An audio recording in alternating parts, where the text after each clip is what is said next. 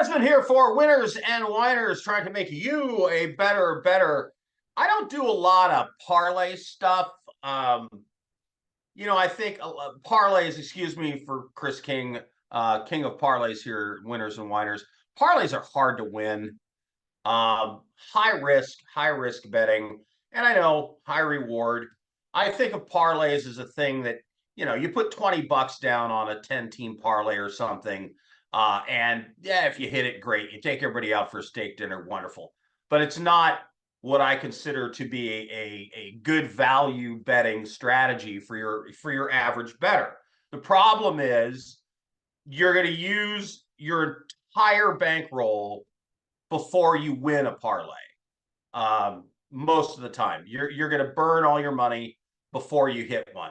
If you get really lucky and you have a bankroll of a few grand to start the season with, and you hit one early, great. Blows up your bankroll, happy. Everybody wins, and great. But generally doesn't happen that way. The more teams you add to a parlay bet, the less chances that you're going to win. So you get above 3 or 4 teams, and the chances of winning start to drop off into small, low double digits. Okay, that being said, I do have a parlay strategy that I will employ occasionally, and it goes like this. Take a bunch of teams that you are absolutely dead set sure are going to win, and then add a couple teams you feel pretty good about, and then hedge those just in case. And here's what this looks like. So this weekend on Saturday, I've got South Alabama. They're minus 17. I'm not taking the minus 17. I'm just South Alabama to win. Utah is minus 6 against Northwestern. Could be a problem in that game, but Utah is still a pretty good favorite, better program. Northwestern was coming on at the end of the season. But you've got to take some games that aren't wildly exaggerated on the money line, or there's no value in the parlay. Okay, Saturday, South Alabama against Eastern Michigan, Utah against Northwestern. Then 49ers to beat the Ravens, Chiefs to beat the Raiders, Broncos to beat the Patriots. That game is in Mile High. That's why I feel pretty good about it. And then the Bills are going to be at the Chargers. The Bills are going places the Chargers aren't. So this is what the parlay looks like. You got 6 teams: South Alabama, Utah, 49ers, Chiefs, Broncos, Bills. The 2 games that I feel most like, so you're going to put $100 down. Your return is another $300 for a total win of $400 on a $100 bet on those 6 teams. Okay, now here's where I'm going to hedge. I told you Northwestern might just beat Utah.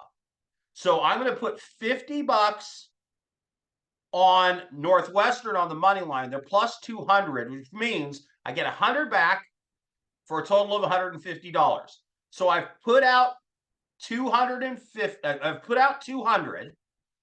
I'm sorry, I've put out $150. And if Northwestern is the team that blows up the parlay and beats Utah, then I get $150 back. Okay, I break even. I'm also going to suggest putting down on Sunday. Now, hang on. Saturday, put $50 on Northwestern. If Northwestern wins, you get $150 back. You're back to even. Let's say Utah wins. Your card is still alive. The one that is most likely to blow up the card on Sunday is the Ravens against the 49ers.